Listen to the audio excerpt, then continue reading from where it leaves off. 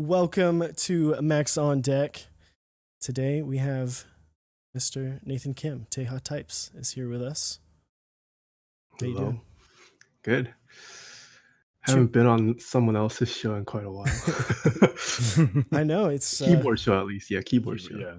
you were on Slightly Musical stream a couple weeks ago. I saw Yeah, just yeah. kind of hanging out. That was fun. Yeah. Chewy, how you doing? I'm good, man. I'm good. It's been a solid week. Nothing horrible has happened. So solid Nice. week. Cannot complain. I also enjoy that we started the stream the second Sir Captain Salty said, "When does stream start?" So Wait, Metallic Charles is watching. he is watching, man. No, I heard you have important matters to attend Yeah. to, Charles. He's got like a kid on the way. He's got to take care of some stuff. Come on, man. But welcome. So real quick, we'll go through our we were actually talking about this before, but our sponsors, two of them are shared. So shout out to those. we'll shout those first two out. Switchmod.net. You switchmod.net/mexondeck for 4% off your order for Luby goodness. He's got springs, he's got cool little stickers there. Lost him. He's got little Keepster caps and all that stuff. A sandstorm is starting in like 3 days. Our discount does not go for that one, but check out GMK Sandstorm. That's a cool set. But yeah, switchmod.net. And if you want to support Nathan as well, Well, this is your guys' stream. So Use Mex on Deck. We'll Mex on Deck until whenever this stream's over. if you need Switch Lube right now. Yeah. But yeah, and then of course Dixie Mech. It's the second one that we share. You can go to Mex on Deck. Chat too. Yeah, I see him there saying, "Sup, nerds? What's up? What's up, Dixie?" Last couple days to get 8008 before 9009 starts. So I think they're up to just over 700. See if we can get them up to 1,000. So yeah, you can go to mexondec.dixiemech.com. Unfortunately, it doesn't get you a discount, but it does help us out and helps us keep the stream up and running. So if you will bookmark that and use it whenever you're looking to purchase something from Dixie, we appreciate it. Yeah. And then last but not least, Zap Cable. You just unplugged it again. I did? Yeah, you did. Oh, just past 750. Nice. Ooh, 750. There you go. Can we get to 1,000? Yeah, 1,000. That's a real question. But Zap Cables, if you can hear me actually this time, but you can get a beautiful cable like this. He can make them for you if you are able to catch his runs.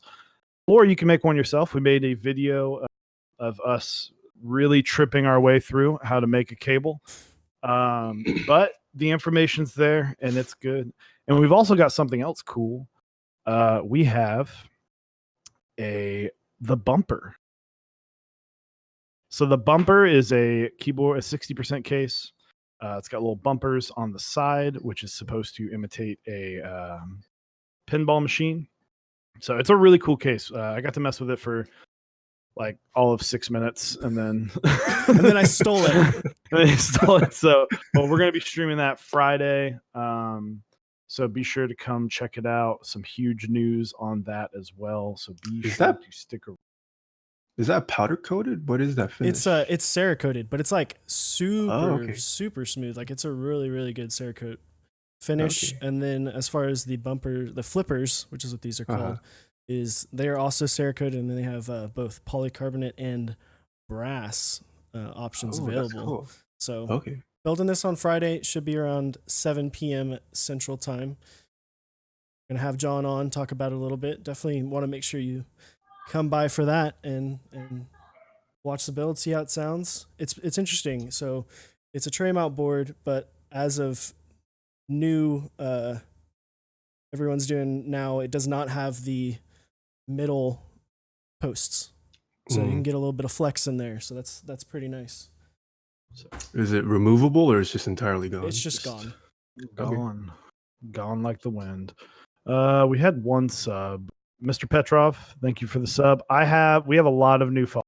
and I'm sorry if I could spend the next 20 minutes going through followers, but maybe I can make a video of just me reading them off as You walking should down do the that. street. You should do that. So, and then CS Silent Slayer, thank you for the 50 bits. And last but not least, I did see Racing Draft. Don't worry, I have not forgotten.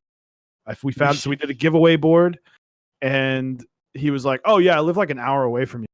I don't want to ship it in the mail if I can just drop it off to you personally. I just have not found a good time to drive it over there." But You should read off the anyway. names. I think should? Zombamon. No, I mean I make a video out of it. I think Oh, Zombamon yeah. did that too. Yeah. Oh, absolutely. I'll just would sit be there. I'll fun. write them on a sheet of paper first, so then it's even harder for me to read.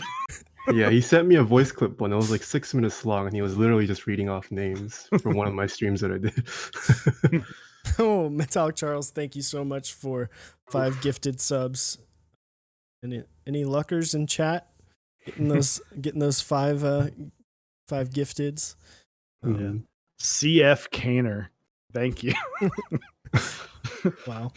CF Canner, welcome. Anyway, sorry, that's a personal friend. But yeah, so Nathan Kim, the man who needs no introduction, but I'll go ahead and introduce him Game of Thrones style. Nathan Kim is the most popular keyboard streamer at the time, I would say. I can't think of another keyboard streamer that has more views, so congratulations to that.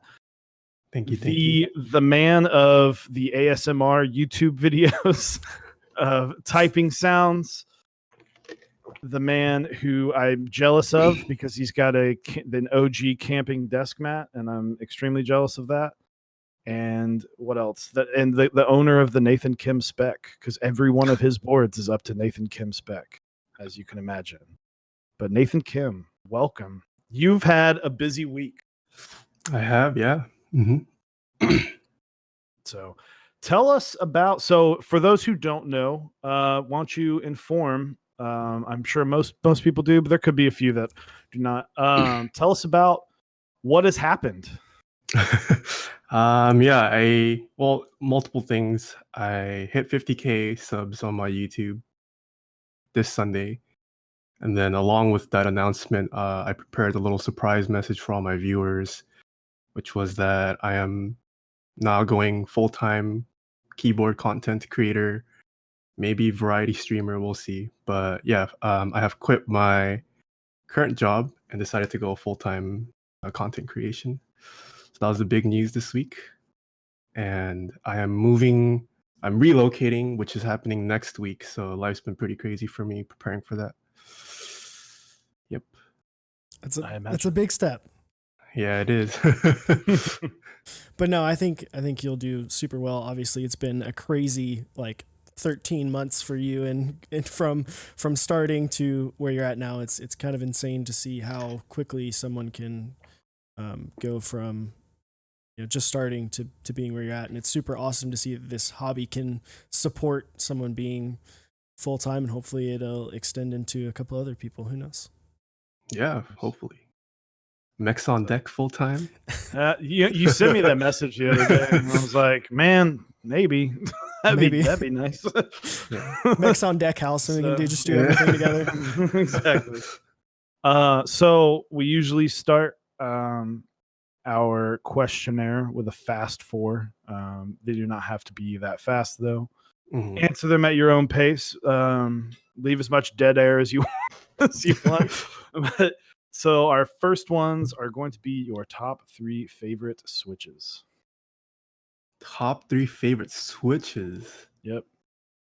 Of all time or at the moment? Your choice, but claim what it is. Either. See, I don't even answer this in my own chat. I just tell them to use the command. I typed it out 6 months ago.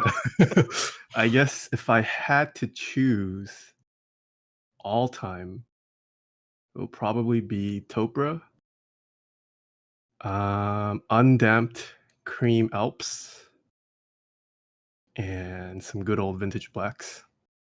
Top 3. Not a bad list. Yeah. Bad list at all. right, what's your top 4 boards that you've built? Does it have to be a board that I own, No, or just that I've built? That I've built. that you've built. Actually, I guess they should be all my personal builds. That would say something about my building capabilities.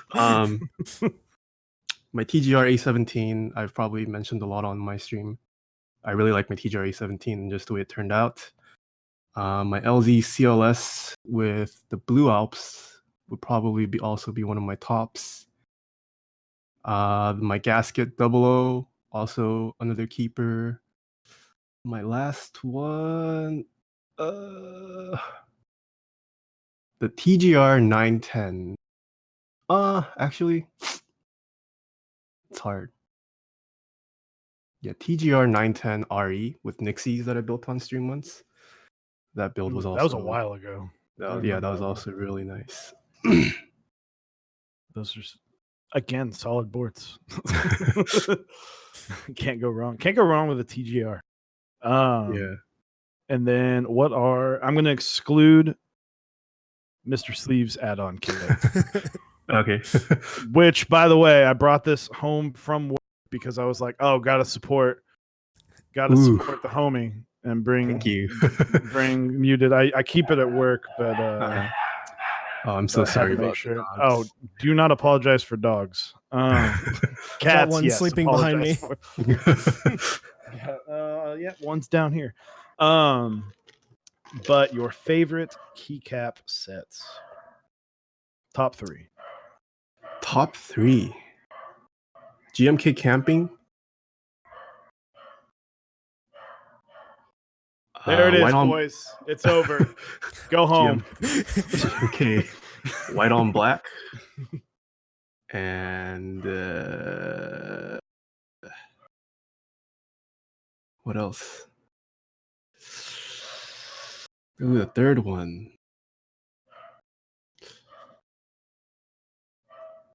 I think if 8008 once 8008 ships and it turns out nicely, assuming it turns out nicely, not that Dixie's gonna screw it up, but I think 8008 is also really up there.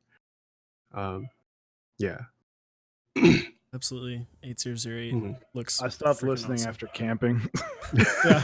I could tell that Chewy had a did we just become best friends stepbrothers absolutely. Yeah, moment no, I there. I know Chewy likes camping. Dude, I'm all about camping. I'm not actually getting the camping in Japan. I'm getting the novelties, but I don't need a second set, and I'm not even that big of a fan of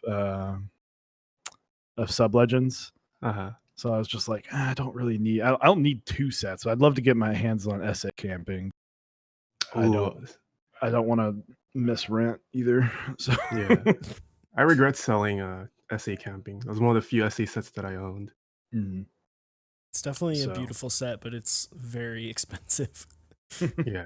And then kind of the last one, a little bit of a departure from keyboards, but what are your top 4 favorite foods?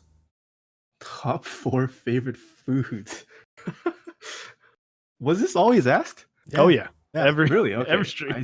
I swear I haven't heard this. Probably chicken katsu. I could eat forever. I love burritos too. Yeehaw. Speaking our language. I guess Korean like soup dishes are pretty up there as well. The last one, Coca-Cola. I love Coca-Cola if that counts. There you go. We'll count Yeah. it. But when you say burritos, are you like a big fan of the California burrito? Are you all about the fries? Yeah, California burritos are good. I'm pretty like I have high standards when it comes to California burritos, so I'll only order California burritos from places where I know they do it well. Otherwise, I'll just default to like a normal carne asada or al pastor burrito usually. Yeah. Now we are in the land of burritos, of Tex-Mex burritos. Yeah, right. All about that Tex-Mex. Yeah. But so only San Diego has some great Mexican food. They do. I've never been to San Diego. Actually, going to San Francisco this summer was the first time I had been not just through LAX. Oh, okay. To the entire state of California. So Yeah, don't try Mexican food up here. It's not great. so, but all right. So the big news has obviously, glad that you have been able to obtain going full time. My question to you though is, what are you most excited about, and what are you most worried about? Because it's a Yeah. big step. Yeah, definitely. Although I don't think I'm the first keyboard like related person to do it full time, but I guess the thing that I'm most excited about is just being able to do what I've always wanted to do. I've the reason why I like all this content creation stuff because if you guys don't know, for those of you guys who don't know, I've been kind of a self-taught photographer slash videographer for the past couple years, and that's something I've always been passionate about. And then with the streaming and YouTube business, I can kind of mix that along with my passion for tech and just gadgets in general, which happens to be keyboards in this case. So just being able to focus solely on that without having to worry about, I have taking care of another job that actually puts food on the table. I think that's what I'm most excited about. Really excited to, build out a studio that's just dedicated for streaming and filming videos. That's just kind of always been one of my, like, if money wasn't an issue, that was always like one of the things I wanted to have. It's a studio where I can take pictures for clients, shoot videos for clients. So that's what I'm looking forward to the most. In terms of worry, I guess would have to be, what if all this is just a bubble? We're seeing a huge explosion in the keyboard community right now, and it's been continuing for the past couple months. But yeah, what if it's a bubble and maybe next year or even before the end of this year it crashes, and I made a decision at a terrible time? So that's probably what I'm most nervous about so far. So, and then Clavier asks, Nathan, are you planning to do more next to keyboards in the sense of content creation, like your subathons? Do more next to keyboards. Oh yeah. Yeah, I think he means like outside of keyboards, but kind of close, I guess. Yeah, definitely. I mean, I've even started gaming on stream. I didn't really do that until recently. Um, I'll definitely be venturing outside of keyboards as well. So yeah. If you need someone Yeah. to carry you in Overwatch, just let me know. Okay. Overwatch. That's one of the few games I It's haven't hard to played. play Overwatch with one of these. Oh, you're an Yeah, Alcon user trust too. me. Nice, After nice. watching Huey and then you Yeah. try it, let's see how it is. Yeah.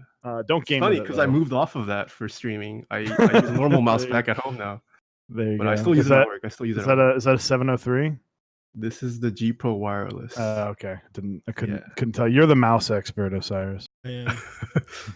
He's like yeah. shaking his head like, nah, No. I already know what that Do is. you frequent our mouse reviews, Osiris? I do. I frequent Okay. all of the peripheral subreddits. But yeah, what's your opinion? What are you Of the G Pro wireless? Yeah. I wish it was bigger. My hands are somewhat big, I guess. But the sensitivity I've had no issues with. It's great. I think it's already double clicking though. I could be wrong. I don't know how to verify it. But sometimes I feel like it's double clicking. Interesting. It's okay. Like, I don't think this is going to make me a better gamer per se. I've had two different Logitech mice and they have both broken. Okay. And then I had the old G Pro, which was wired, and that the scroll wheel broke in like 2 days, and so I took it back. And then I had the wireless one that's like the G Pro shape, and then that one of the side buttons broke, and then I was like, I can fix this. I'll take it apart and fix it. And then I just like accidentally like knocked something off and broke it anymore, and I was just like, I'm done. Threw it away and went back to Zowie mice, but yeah. Yeah, I heard people like replace the switches with like actual. That's pretty cool. You can get tons of different switches in there. It's a lot. It's a lot different of a soldering job than a keyboard because it's like I'm sure you've soldered LEDs into switches before. It's basically like Yeah. that, where it's like Okay. very small, very small distance between the solder pads, so it's kind of hard to not bridge them sometimes. So, but back to the question. The Keebs. The Keebs. Back to the Keebs. I like the idea that people are saying, is this a bubble? Because I think we've seen, if you just look at the numbers of keycap group buys, successful keycap group buys. I mean, I remember when Serica came out and people were scared to release other sets at the same time because they were like, I mean, this was, a year ago. And, it was crazy to think that this past April 8 sets ran at the same time. Yeah. And then we just did it again. It's like months that start with A for whatever reason. I'm just like, GMK, let's do this. And like Night Runner just hit 8,000 hate. I mean, the community got a keycap set that literally looks like a children's toy handed by to pass. So like I don't think it's really that much of a bubble. I think springtime next year we'll really see, but like I don't know about you. I don't know about your thoughts, but there are a couple sets that aren't like blowing up. Like obviously 8008, there's going to be some strong key sets that everyone's going to be joining in on. But yeah, I feel like this month and next month will be interesting to see. I know Night Runner hit MOQ, but they're like Voyager. Well, is Voyager going to hit MOQ? There's GMK missing keys, and there's a couple other running, but it'll be interesting to see if they all hit MOQ and by how much, and then if we can repeat that next month as well. Because there's also a ton of keycap sets running next month, I think. Yeah. I'm looking at a sheet that I have right now that has, we have 11 full sets running right now, and then a couple that are like accent add-on sets, like 3 or 4 of those. And so it'll be interesting to see because next month there's another 7 sets running. So it's like, we almost kind of thought that, I know Chewy and I both kind of thought that April was like a little bit of a bubble and we wouldn't have 8 or 9 sets run at a time again. But then now it's like, it seems like every month it's going to be between 6 and 10 sets, if not more than that. So see. Yeah. And like we're at a point where there aren't enough keyboards to put keycap sets on. Yeah. And I like the production can't handle it either, I think.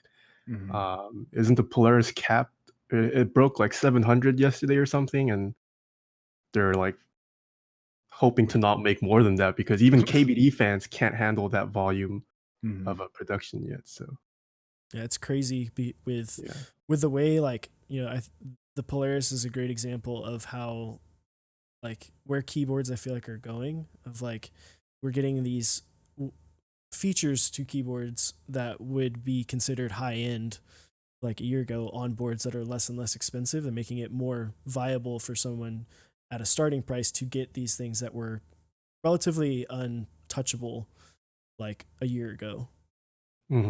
Like gasket mounted, even like the polycarbonate option. Like a year ago, there wasn't very many boards that had polycarbonate option. Like that was right when it first started getting big. Yeah.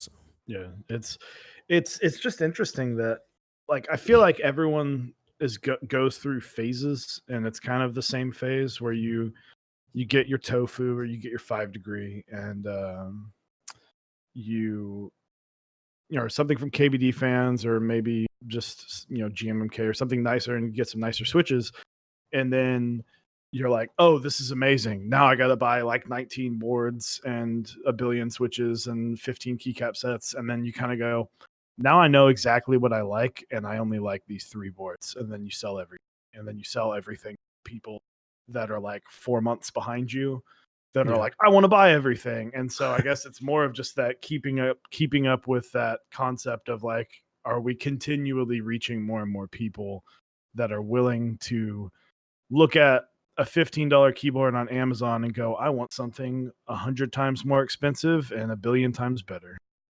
Yeah. and there's still continually waves of new people joining. Like I'm always getting asked the same beginner questions on my streams. There's people looking for sets that have long been passed, but they're just joining, so they missed the opportunity to get it. So they're just looking for things that are no longer available. And I feel like that's definitely going to continue.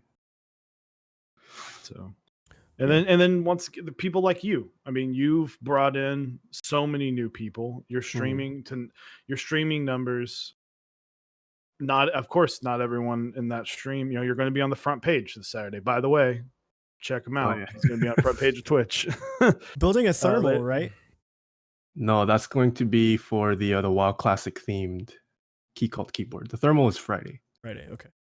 Yeah. But you know, people see and then go, oh, keyboards can be cool and they can look cool and they can sound great, and then that's just the whole process.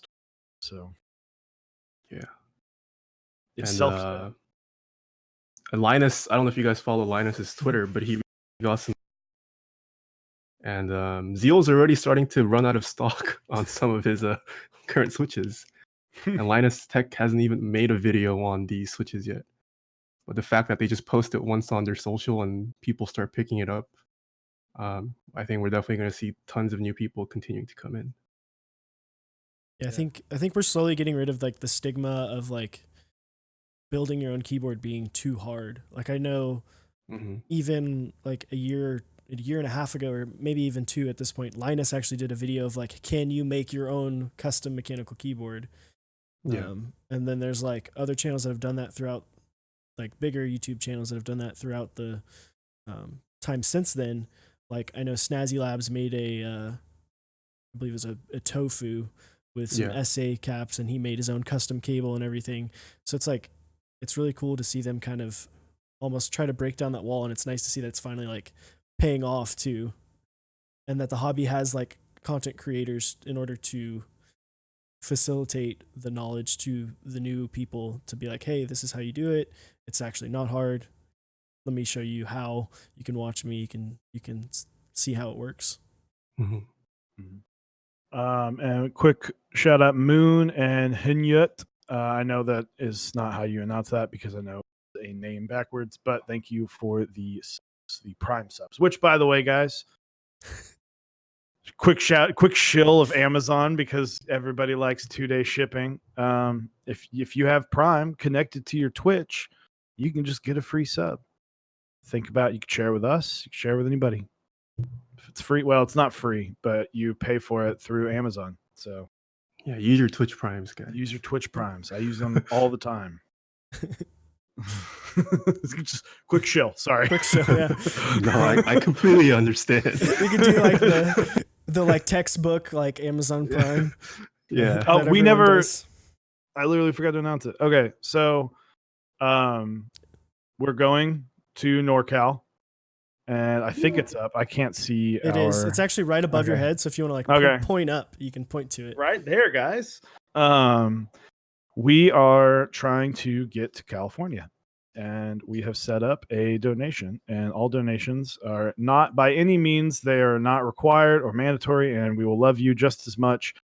But if you want to help us get to NorCal, if you're out in the NorCal meetup and you want to come say hi, maybe help us get there. Because sadly, living in the middle of the country, it is more expensive to get over to to California than a quick, couple hour drive. Although honestly, I would not be like 100% opposed to driving if I had like a 6 weeks off. So we would need like an additional travel day. Like we'd have to leave on like Thursday morning to get there like midday Friday, and then a day to get back. But yeah, if you guys want to help us, we definitely appreciate it. So we meant to mention that at the beginning of the stream. We literally went over that right before we started. It just blew into it. But no, kind of getting back to like your streaming and kind of how you've gotten, from the humble beginnings to the massive Twitch streamer that TaehaTypes is now. What's it like? What's the biggest difference that you've noticed between streaming to like 20 to 50 people versus what you're at now, which is like 2 to 3,000 and probably even more than that on this weekend? Oh, what's the biggest difference? It's more nervous, I would say. I still get nervous every time I stream. Even my typing tests that I do at the end, just the fact that there are that many people watching you, it's nervous. Is that why you redo so many times? That's Shots I do fired. redo. Everyone calls me out on that, but try it yourself on stream. Guarantee you're gonna read it yourself, and you're gonna do it multiple times. Um, I think the biggest difference is keeping up with chat. Like that's something you have to learn to do and just deal with. It's sounds pretty easy, but it's not. Like I'm still learning how to read chat. There are some amazing streamers out there who literally can't see chat moving, but they pick stuff out here and there, and it's pretty insane. So I'm still getting accustomed to that. And I think just trying to let go sometimes. Like I think a lot of people sometimes put streamers on a pedestal and they expect you guys to read your message or read a small donation or something. But the reality of it is that we're human too. We're just doing this just like any normal person. And we're bound to miss things. And sometimes just to keep the flow of the stream coming or going, we won't respond to certain things and whatnot. And I think, I don't want to say compromise, but just realizing that you have to make certain sacrifices at some point. Mhm. Yeah, like I kind of miss the days when my stream was 20, 30 people and I could literally respond and see everyone's chat or even on Discord. But as it grows, it's just something you have to get used to, I think. Yeah, absolutely. Yeah, and it's I remember. I mean, you don't have this anymore, but you had like the bot that would talk whenever Hmm. someone donated bits.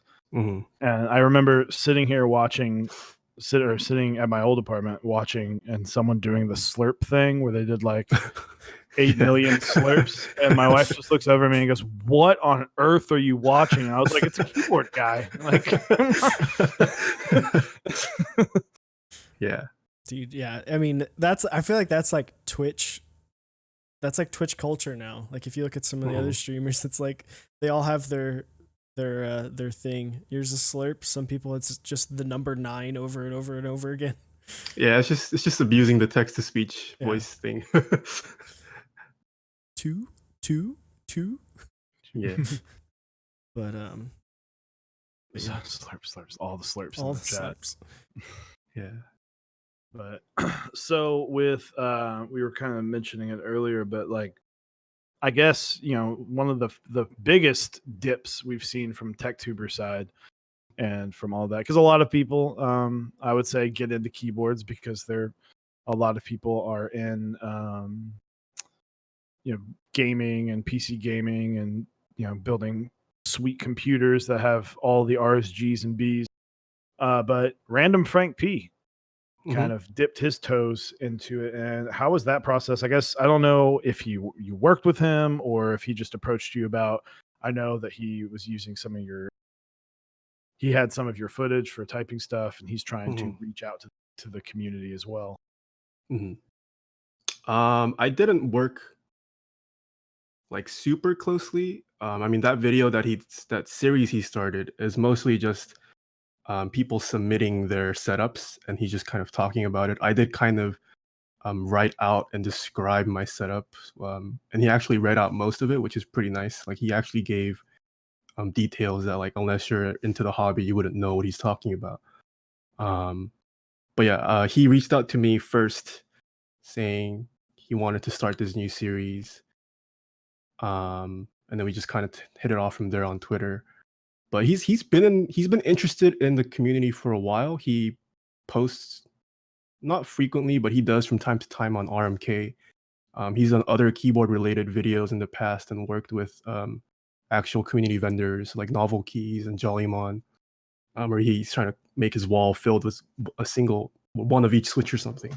So he's always been interested, but yeah, it's great to see someone like Random Frank P kind of someone big like him doing something like that, because then that's just going to open doors for other big tech tubers to come in. Mhm. And he really sees the potential of the keyboard community as well. Absolutely. Yeah, that and he's got a jillion switches on. Yeah.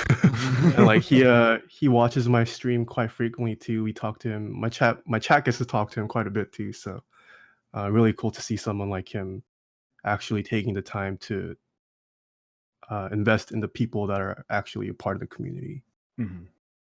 So I really like this question from Mr. Petrov of I'd highlighted it to make sure we got that.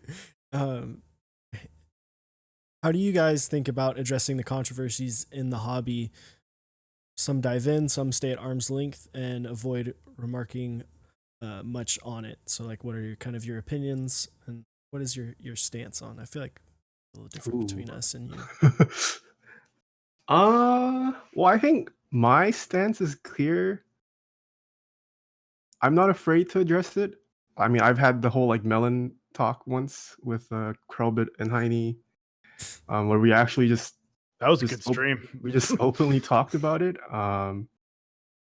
Yeah, I'm all for transparency, which is one of the biggest reasons why I also really like Key Cult. Like they are being so transparent and open about a lot of their logistics and behind the scene. I think transparency. I mean, you shouldn't be completely transparent, but I think transparency to a degree. Respectable transparency. Yeah, I think a lot of good and learning can come out of that. And like regarding the latest one with those regarding I'm gonna butcher his name, gone on something, the Shark PCB. Gondo. Yeah, Gondo. That whole He's thing. a good friend. Yeah, like whenever those kind of posts come up, I try to leave a comment on the Reddit thread so people know my stance. Mhm.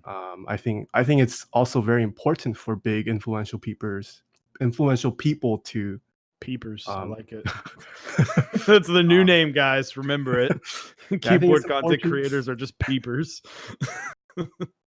Yeah, I think it's important for public figures to let your audience know what your stance is on topics like that, especially. Yeah. Yeah.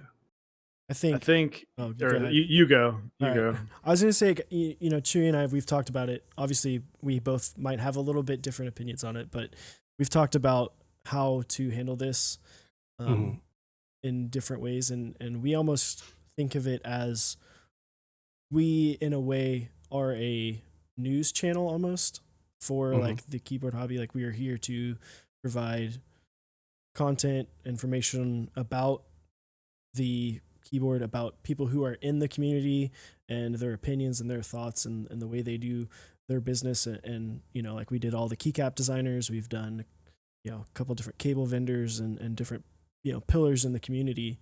And, we've had some people on who are not as liked in the community by certain people. And I think our thought is just, we want to get as much out there and we want to just take a stance of like, hey, this is what we think, like for instance, the Tfue situation, right? That happened about a month and a half ago. Oh yeah. It was one of those things where it was like, we saw it and we were like, well, we have the opportunity to be like, hey, listen, you don't have to spend $700 on this exact board. Like, we're going to make a video showing here's how much this board actually is. And like, here's all the links to buy everything in here. And you can do it yourself pretty easy. Like here, like this is, you might not be able to do like things like lubing the switches or stabilizers, but at the end of the day, they can watch something like your video on how to lube switches or stabilizers to get that knowledge and do it for themselves. And then oh, go ahead. Oh, sorry, continue. Go ahead. And then I mean, there's other stuff like there's been big long Reddit posts like the Lumina situations, and other things, and it's just like just like here to talk shit. Pudsey, you came in at the perfect time. Here, Pudsey. I'm gonna make a private Discord channel just in our Discord, and you and I can just argue about everything.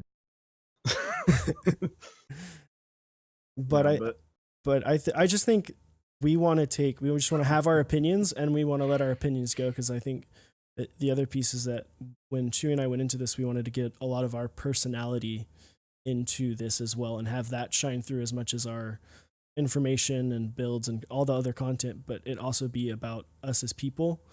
I think you have to show your opinion there. You have to be you can't be afraid to talk a little crap about a situation that's happening and give your true opinion on it. If you try to stay too far away, you're going to seem too fake.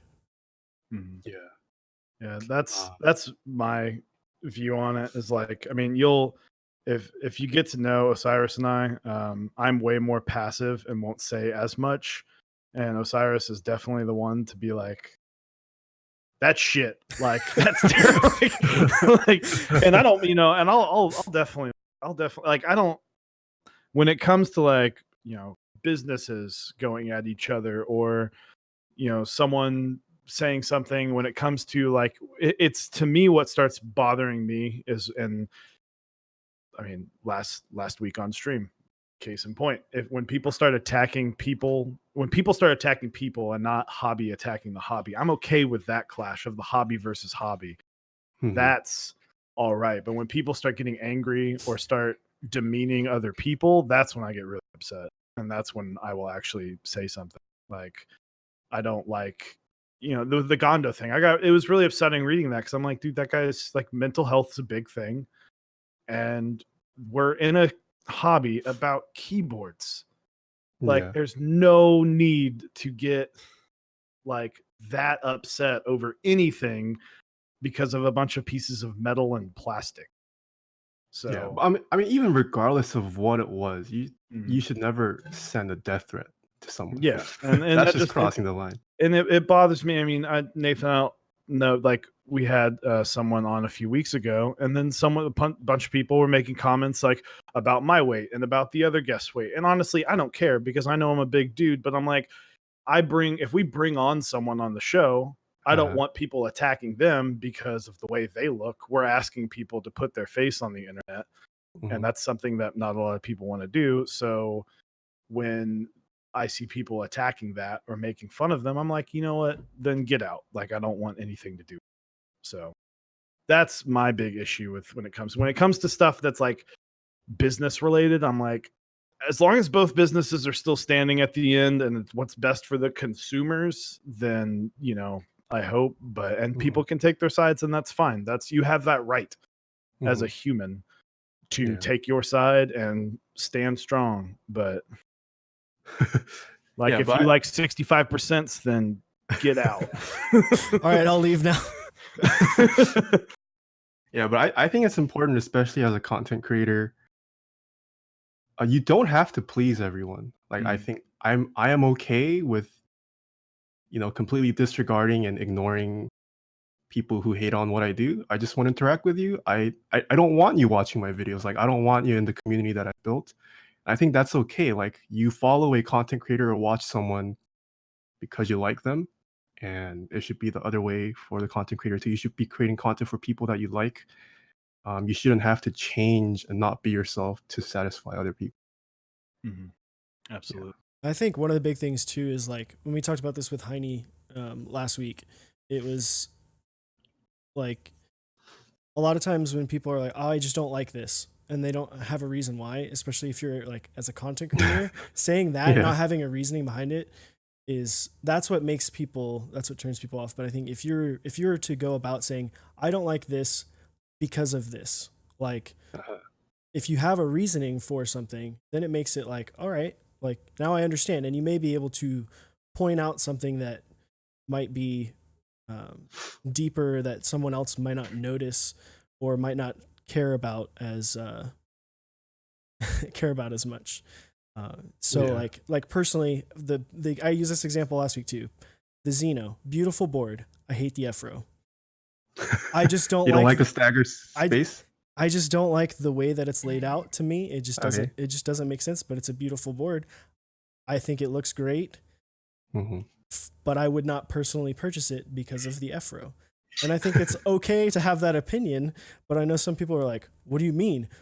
Like, what the hell?" And it's like, that's why there is so many different things in the community, because you can have a opinion and be that picky about things. That's what's great about being in a community that has every level from low end to high end. You can be picky, find a creator that makes something that you like, that is aesthetically pleasing to you, and you can run with it. Yeah. Quick shout out, Rick Clack. Thank you for the 200 bits.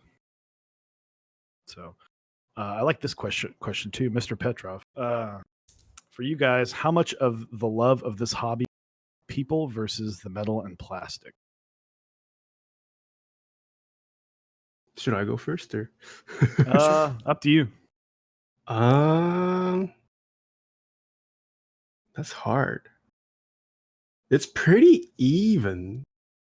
Like I genuinely just like the idea of a luxury keyboard. I just love. My viewers know this too, but like I've always been into hobbies that require hand dexterity. So I'm into like cardistry.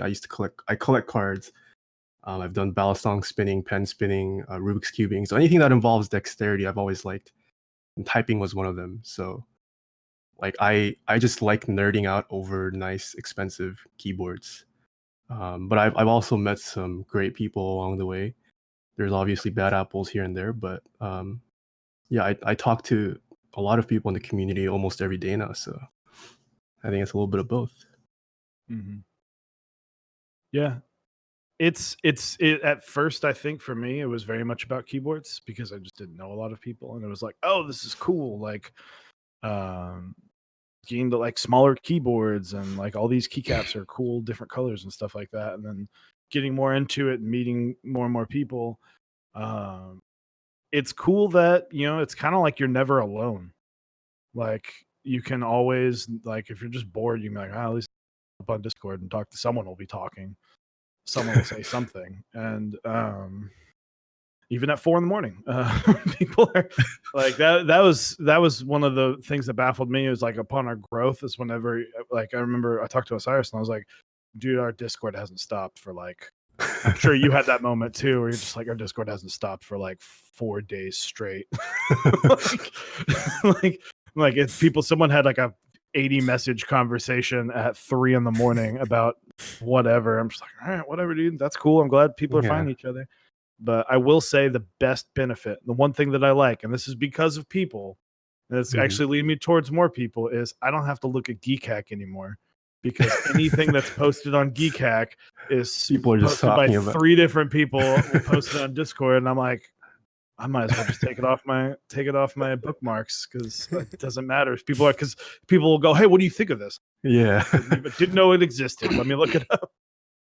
Yeah, I think for me it was like, it was pretty much all about the actual boards until this channel. I think it was slowly starting to teetering to people, but then once we really started the channel, we started getting more ingrained in the community.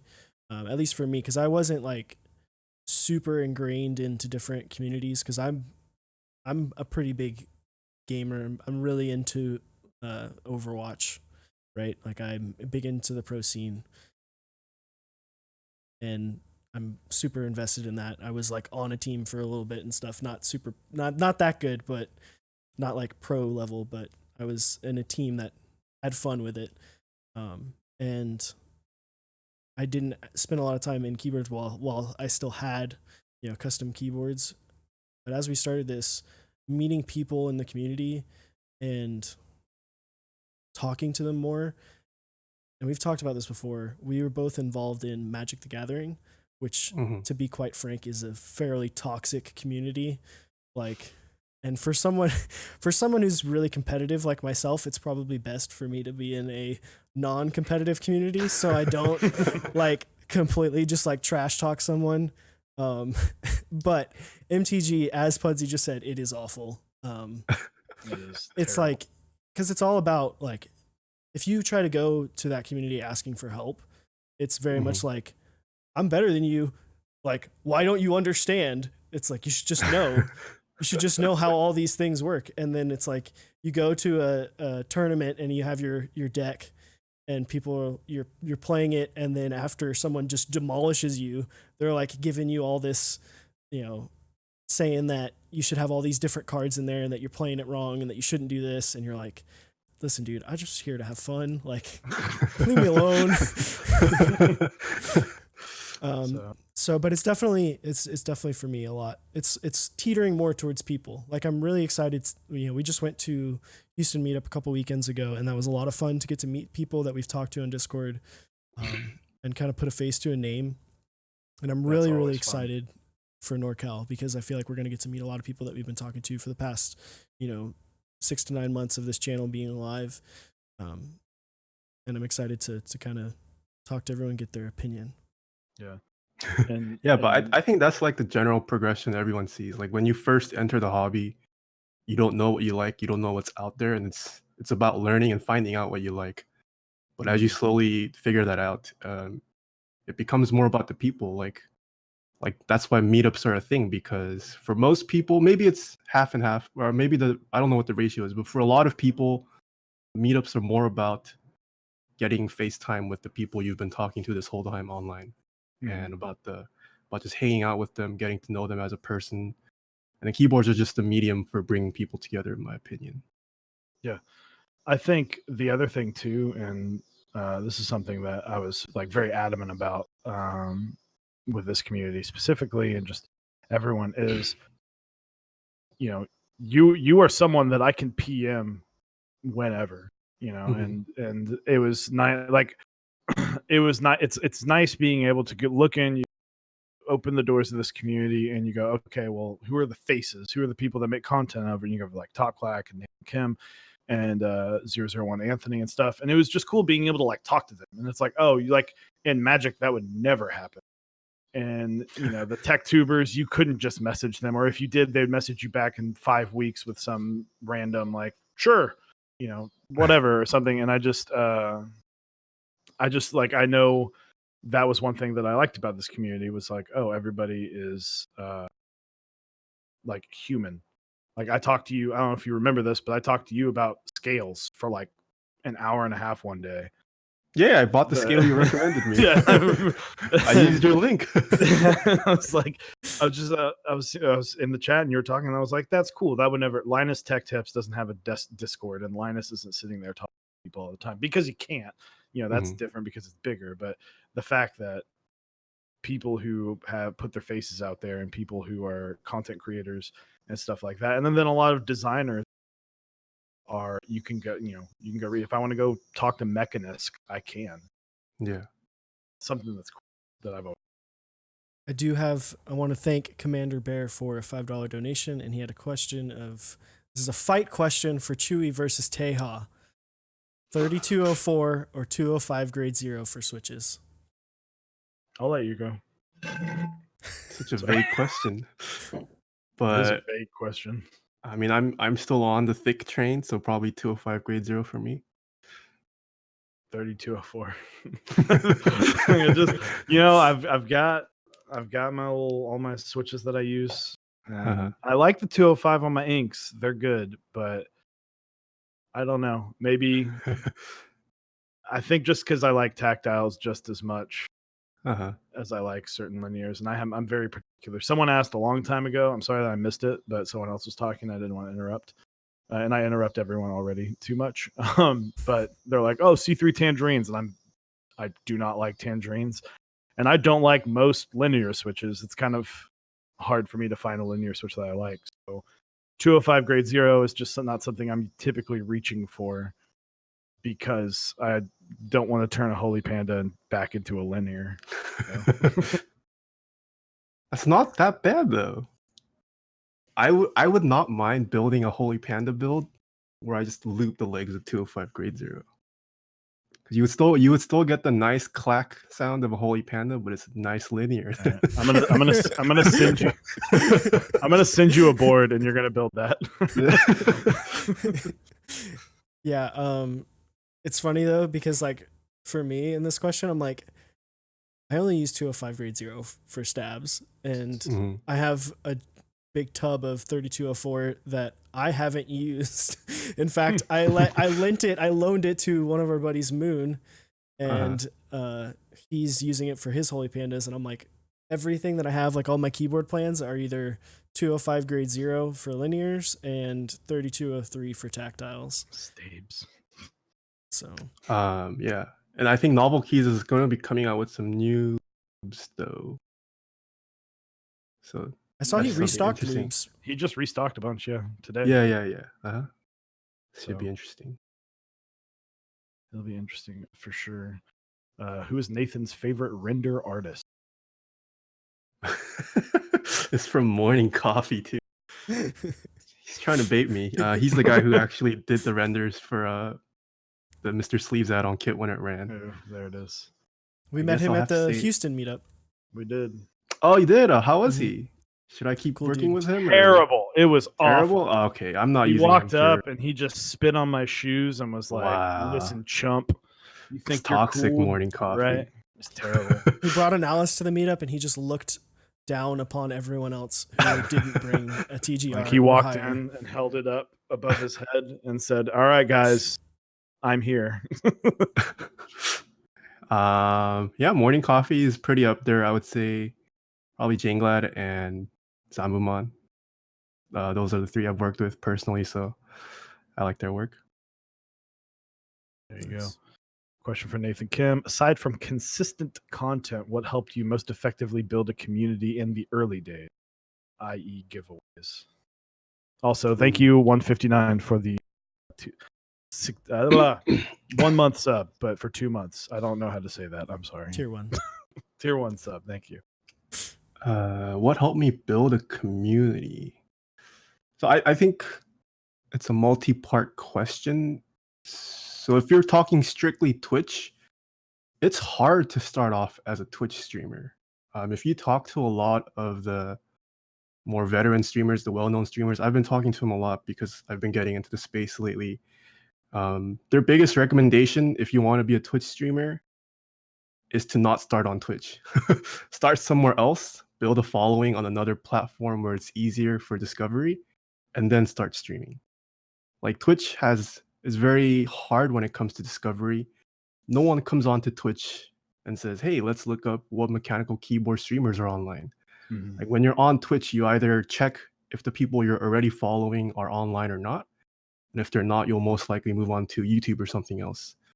So I think what helped me get started was the fact that I had a decent community on YouTube where discovery is a little bit easier, and then I moved on to Twitch after 7 months of uploading to YouTube.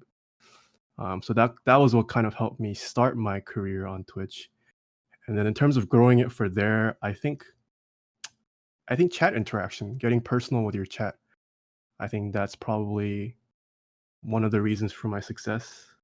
Like why like there's no reason to watch a live stream other than to have live interaction with the streamer, in my opinion.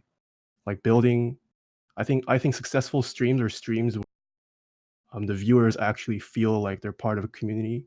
Unless you're like the Shroud or Tfue, where you're just an absolute monster at a certain game, and people are watching you for your gameplay or your certain skill. I think it's important to get personal, interact with your chat, and I think just kind of nurtures from there. Absolutely. I feel think like, did we miss one? Sorry, continue. Oh, I was just gonna say, I feel like we, obviously we're not super huge or anything, but we took a similar route of like, we started on YouTube, and we were talking about this before. We actually didn't have any initial plans to do anything on Twitch until about 2 months in to actually having the Max on Deck YouTube channel. And we were able to create content and kind of build a little bit of our Discord up and get people into watching our content. And then we started doing the Twitch stream every Wednesday, and it's just kind of gone from here. We've done things like this very consistently every week the past, like, what has it been, Chewy, like 2 months now, where we've done interviews with people. Over 2 months now. This is well, okay, interviews. Yeah, this is our 9th interview. Yeah, so wow. yeah. But it's one of those things, it's like people want to hear people's opinion on things, and there is a lack of that. There's some people who don't necessarily have an outlet to do that. Obviously you have your Twitch channel, so there's a lot people know a lot about you, so this is more of like, what are our thoughts on things. But when we did the Keycap Designer Month, there was a lot of people that came in and had questions about why Olivia designed things a certain way, how Dixie Mech runs DixieMech.com and stuff. And so it's really cool. It's find your niche and then interact with people. We don't have the luxury of being really good at a video game to to entertain viewers. You know, we've got to Hey man, be I entertaining. slay at Stardew Valley. All right.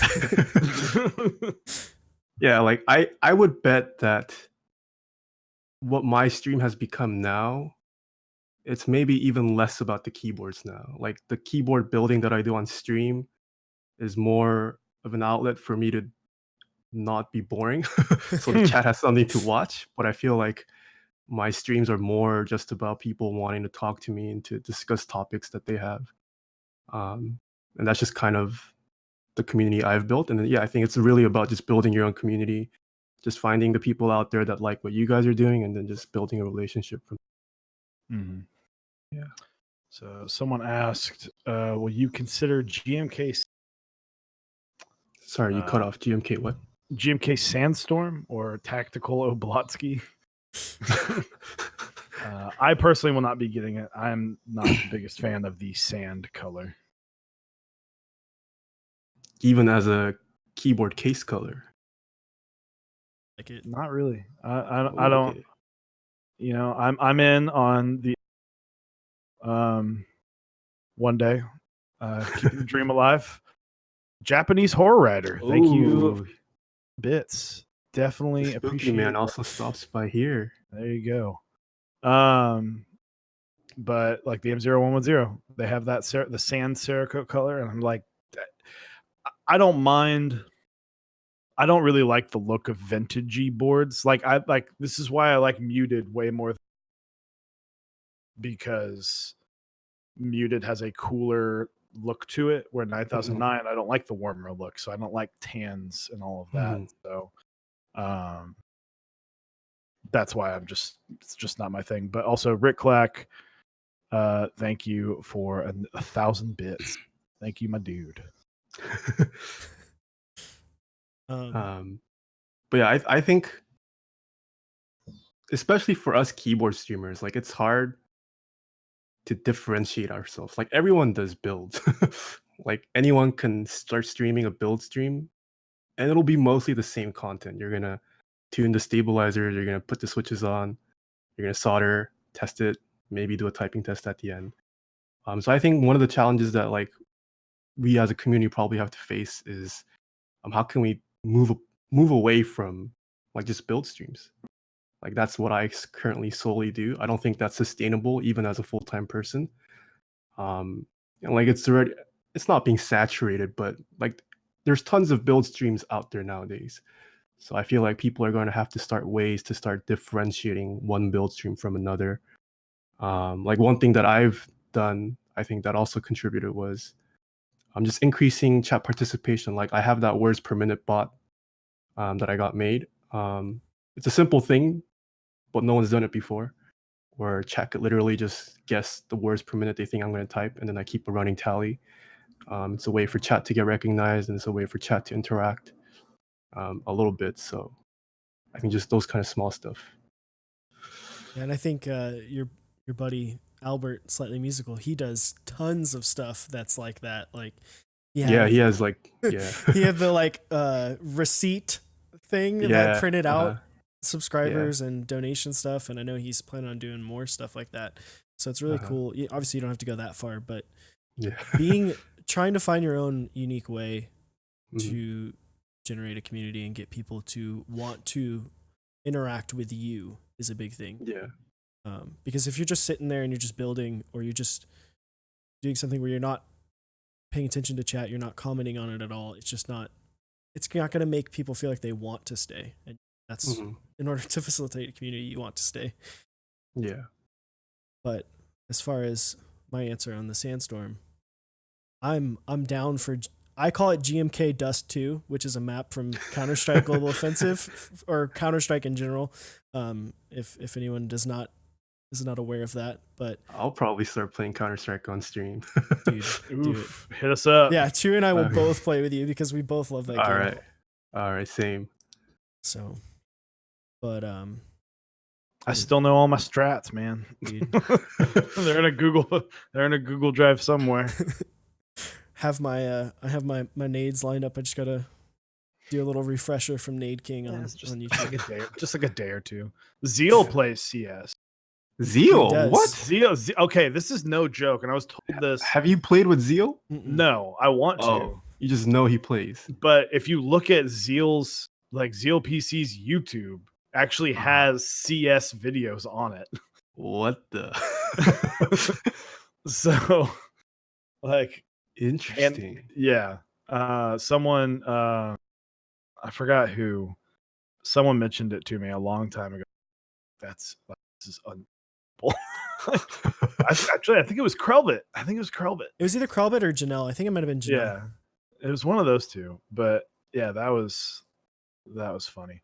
Yeah. But there's something else. Opinions on the Iron 165. It is a 65%. Therefore, it is not. I'm pass. What about you, Nathan? Man, I get this question asked so many times. I need a command for He said, "It's a tad pricey, don't you think?" I don't think it's pricey per se. I think everyone's just worried because it's from new people who have yet to prove themselves, and asking for starting off with a premium board like that. It's not easy to swallow for a lot of people, but hopefully it turns out nicely. I personally think the logo was a missed opportunity. I feel like they could have had something nicer on that top right corner blocker, but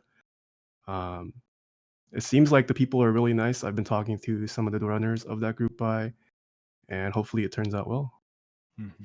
I think stainless steel as a keyboard, this material, after playing around with the number 2 stainless steel, I really like it. Maybe paying that premium isn't worth it for a lot of people. It's definitely expensive, but yeah, I do like stainless steel as an accent material piece. Mm-hmm. It's really nice. I personally am like, I like the board. I definitely agree with you about the logo.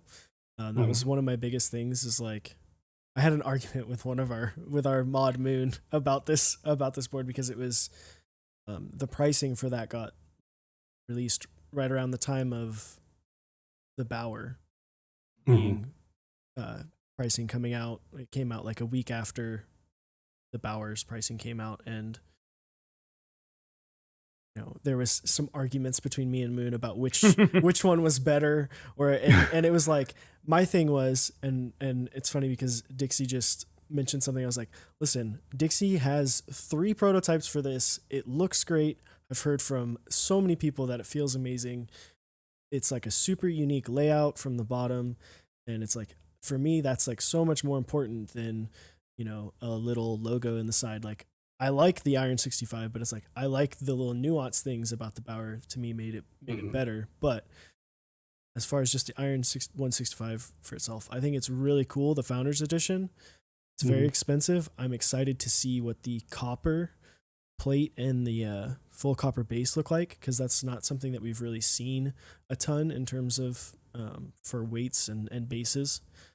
And then, of course, the stainless steel is super pretty. I think it would have been cool to like go all out and do like polished stainless steel, but that would have been impossible to keep clean.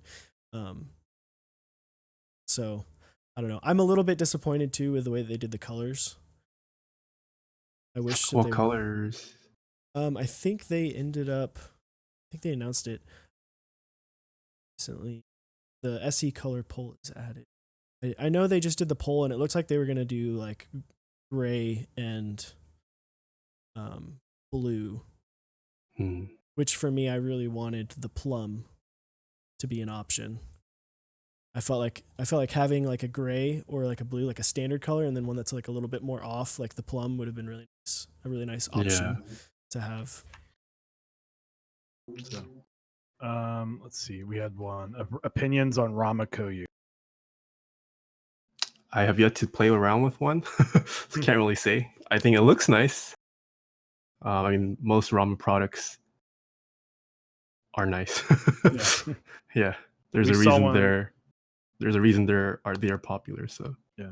We saw one at the Houston meetup, and the finish and everything, like stunning how they were able to get. There's a gold and purple one, the haze, hmm and it looked fantastic. So, and then what was the other question? You guys think the Polaris has potential to be as good as the Fiel? I think those are two very entirely different. yeah, and they're gonna feel very different too. Yeah. I think the 10 is it the Tend? Is that the name of the Fiel Pro? Yeah, tinned. The Mhm. Tend. But I think those might be more comparable. I mean, when you're talking, that's two different mounting types, two different styles completely. So Yeah, absolutely. Gasket, gasket mount versus tray mount. It's gonna be. but let's see. We have a couple more. All right. I'm excited to ask this question. What do you think about the Nathan Kim spec? Well, I don't know if Max F Live is still here, but he was one of the first to spread that. I remember the day it happened. Well, I don't remember what day it happened, but it was NZ Howard made a post on Mech Market selling his LZ CLS, which he called NK spec, with the ergo grays that I had. And then like shortly after, Max F Live puts up his Viper or Eagle or something, one of his duck boards, and then he called it NK spec, and then it just kind of popped off from there. I've said it before, NK spec doesn't mean much. People like it's just a term people throw around now to just kind of say, hey, Nathan Kim made a video with this exact configuration. I have this board with the exact same configuration. I'm just going to call it NK spec. It's possible I may have built it. It's also possible I have nothing to do with that keyboard that's being labeled as NK spec. But yeah, I mean, NK spec doesn't mean too much. I mean, I'm flattered people are willing to pay a premium for it, but I just love that people are like using, like, if it's a board that you had previously, I love how they're using that to like charge more for a board. Just being like, this was Nathan Kim's. It's like your name now carries like a mystique around it. It's pretty. I don't think I haven't seen NK spec being thrown around anymore. I feel like it's died, hasn't It it? has kind of died out some, Yeah. but The last one I think saw it's, was the I think it's meme. more memey, but yeah. Oh, the meme. Okay, well Was that's the actual meme? that's actually the meme that I own. Yeah. So yeah.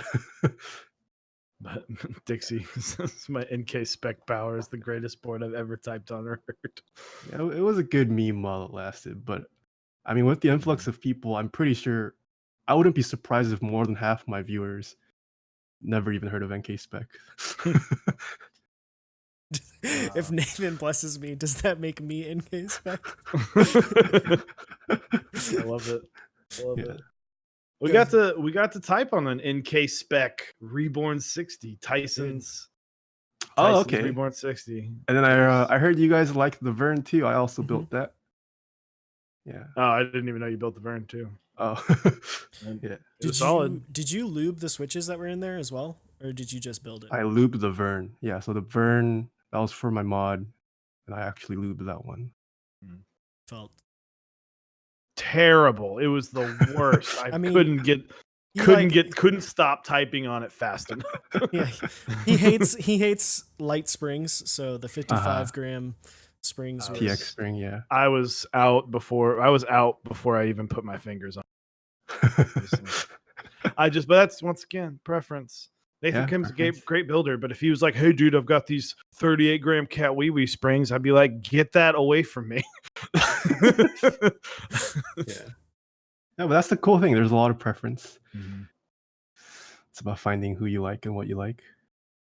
I thought about putting some of the 38 gram springs that I have in Holy Pandas and the drop It's pandas. terrible. Don't do it. I thought about doing it and giving it to Chewy, being like, "Hey, this is a drop panda," like, and that being his first experience with a drop panda. Drop panda. Just throw him out the window. Nope. Bye. Like, they ruined Peace. How could you do 38 grams, that's so light. I don't even think I can do 38 grams. No, yeah, it's like- that's That's my 2 linear boards have an 85 gram and 100.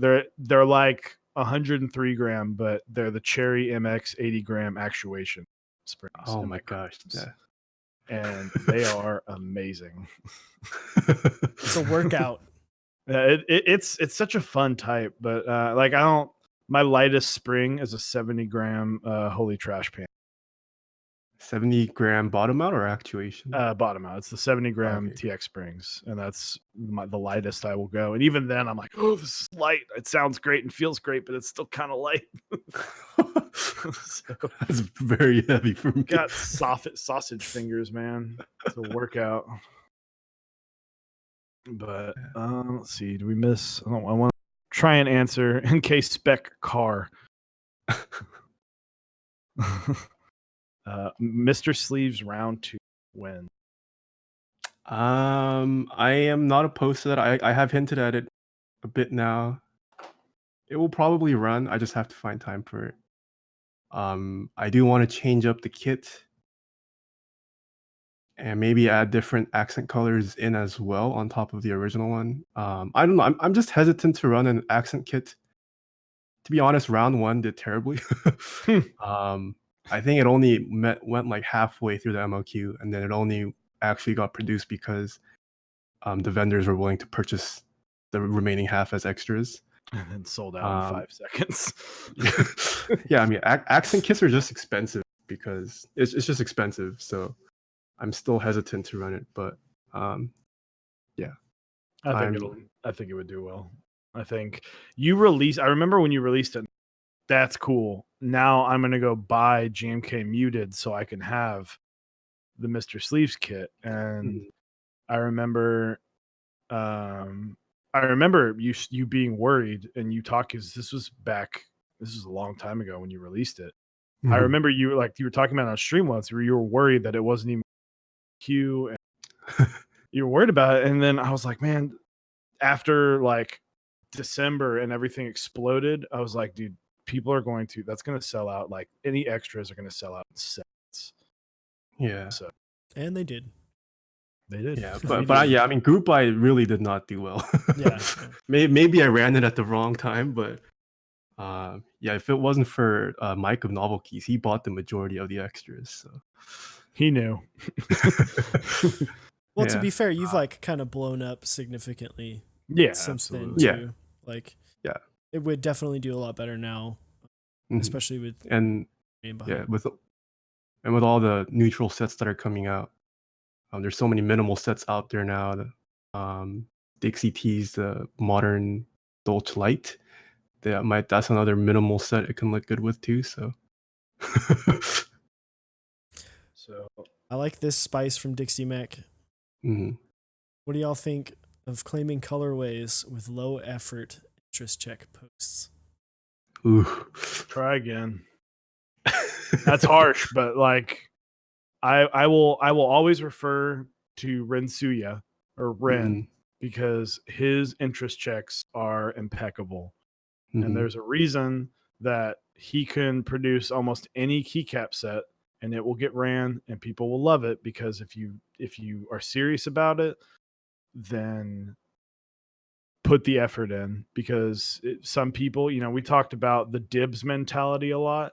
Of like people, especially when keycaprenders.com opened up, like people wanted just kind of basically call dibs on a colorway. And it was one of those things where it's like you're just trying to basically call dibs on something when you're not putting the effort. And so that's why. And I think it was Rencia, or maybe it was Dixie, who said something along the lines of like, just because you came up with something, if someone comes up with it and it's better looking and better and more people like it, they have dibs now. Yeah, no, I mean, people obviously claim dibs, but like websites or something where, yeah, it's a scummy move, but it makes sense. And it's something that you can actually claim. But yeah, I'm hoping that the community moves towards this attitude of you can't claim colorways. Like for the same reason you can't patent recipes for food. I don't think you should be able to claim a colorway just because you came out with it first. Like it's just colors. Yeah. Like technically, if someone wanted to run that same exact set, but with just one hex digit higher, it's a different set technically because they're different colors. Like you can't copyright or patent something like that. So yeah, I'm hoping as a community, I hope especially public figures start vocalizing it too. Yeah. I So think just be weary. GMK Chewy add-on kit. It's going to be a light blue and a light pink add-on kit. Just letting you guys know, it's gonna be amazing. Yeah, and like even with myself, there's an EPBT version of it's not Mr. Sleeves, but it's very close. But it actually ran at a very similar time as when I ran the GMK set. The person asked for my permission, and I was completely okay with it. Like yeah, I kind of came up with the GMK set, but I can't claim it on every other different profile or manufacturer. I don't think that's a healthy mentality. I think the other piece too is that I think it abuses the fact that GeekHack is an open place to where anyone can post anything. Like if you're just posting your interest check to call dibs on a colorway, like that's not what that's for. The interest check is basically like, hey, I'm ready to go on this. I just want to see if everyone else is down and if I need to make like any small adjustments, if people think that do I need to run a 40s kit or not? Do I need to add different novelties or make some small adjustments? It's not like, hey, let me put up this colorway and then I'll figure out the rest later just so I can get dibs on a certain design. It's about being close so that way, obviously right now it's kind of crazy with how many sets we're running and a lot of them aren't going until next year, but it's meant to where is what 2 or 3 months ago sets were getting picked up a month after they were going to interest check and then like 2 months later they were on group buy. And I feel like we'll probably eventually get back to that, but if we keep getting flooded with interest checks that are like super low effort, it's just going to be hard to get through. Yeah. So we have a question for you, Teha. How would you describe the difference between typing on a bespoke keyboard that you made versus something like an Pro 2? Wow. I like the question because we can clip it, and whenever you can, and then we can clip it and give that clip to you. And then when someone asks that question again, you just send it that. I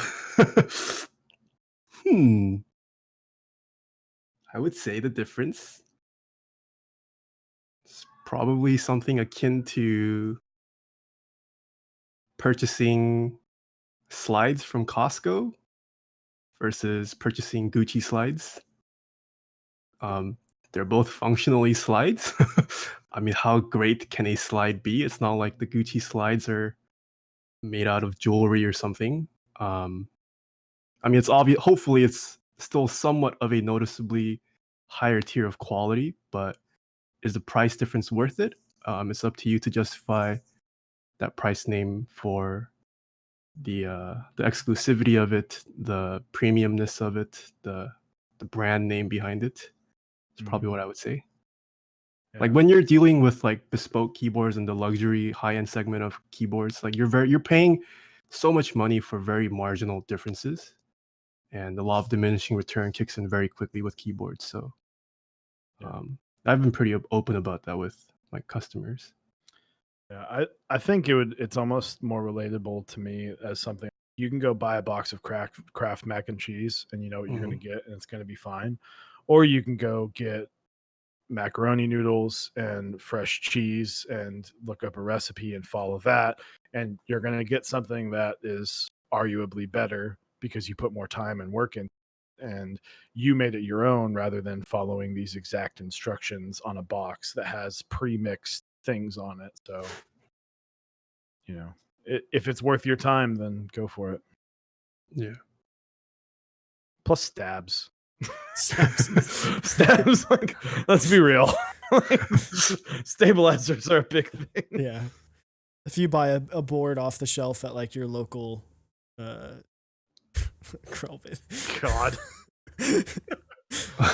Kelvin said I'd lick Nathan's nose. Thank you for the sub. But no, I mean, I forgot what I was even gonna say. but You're saying purchase keyboard off the shelf. Oh yeah, if you purchase a keyboard off the shelf, the fact that it won't have a the Your lube stabilizers too. is just like, that's a huge difference. Like that's one of the biggest things I tell people when they get in is just figure that out and do it, because it's going to change your keyboard life. Like that's, to me, that's one of the biggest things. And then as you get more invested in it, you'll learn, you know, what you like in terms of switches and spring weights and keycap profiles and stuff like that. Don't try to take it too hard, too fast, I guess, too. Because some people go straight from like a membrane keyboard to like a TGR or a key cult, which is cool. And if you can justify that, do it, but you don't have to. Mm-hmm. So, and it's funny because my example for me was going to be audio stuff, but then I was like, I feel like if I start talking about like microphones and stuff, well, half the people won't understand. So I'm just not going to talk about that. But no, I mean, we had a question. I had typed out a couple of questions, just some talking points for Nathan. I was like, oh, what's something that you can take your build to the next level? And I'm not going to answer this for you, but I do think stabs is one of them. You know, if you work on your stabs, and I think the people that are joining now are so fortunate. Not that I'm like, you know, oh, it's terrible a year ago, but having a hot swap board is like so different now compared to like a year ago. Like, all right, well, I'm going to try this. And then you get all the way done. You're like, well, a wire popped out. I guess I'll just throw this whole thing away and or spend the next 6 hours trying to desolder. And it's like, you can practice, you can get it exactly how you want it. And yeah, I was talking about this with Zombamon too, but like people don't realize how many options they have now. Like, yeah, aftermarket prices can kind of be disgusting nowadays, but there are still tons of options and way more options than people who had started in the hobby like even a year ago. Like there's just so many options for people out there. Yeah. so, but what do you guys think of bootleg sets like TaehaTypes Carbon, or that Star Wars set that uses SA Godspeed colors and Mycons? There's a bootleg Star Wars set that uses Mycons in Godspeed colorway. I didn't know that. I do know about, like, someone just posted to me. They were like, dude, did you see this? And it was like a blatant GMK copy, GMK camping copy. And I was like, I'm not going to support this because now I've never met or even spoken with Nesty King, but I would support him. And so in supporting him, I won't support this. And you can vote with your wallet. I mean, it's going to happen regardless. Like, there's nothing we can really do to stop it other than voting with your wallet. So, what about you? Yeah, I mean, bootleg stuff, they'll always be around. Yeah, just because there are. King Misty. Yeah, but yeah, like you said, there isn't really much you can do to stop it. Even if you do end up stopping it on public forums, it's going to happen through black market channels. The best you can do is just inform your audience, vote with your wallet, lead by example, don't support fakes. Yeah. I think I have a slightly different thought about it in terms of like what could be a good thing that could come out of it. I think what you'll see people who find it as a means to buy a set that they can't obtain. And like, especially someone who's new, right? Like this is perfect scenario, right? Someone gets the fake GMK camping set off of AliExpress. They start loving it, and then they're intrigued by it, and then they want to know the differences between that and an actual GMK set, and then it gets them into the community.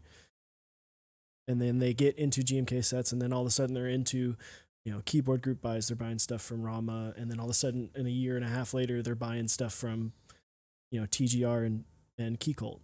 So I think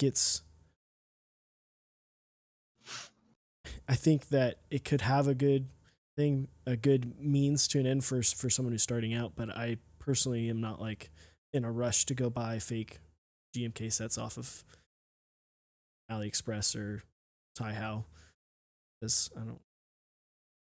I'd rather save up money and buy the real thing. Like I can appreciate the GMK set for what it is, and I understand the difference. And half the time when you get those sets, like a lot of the legends look like poop. Like they do. Just a big old fat turd. Ty bow, sorry.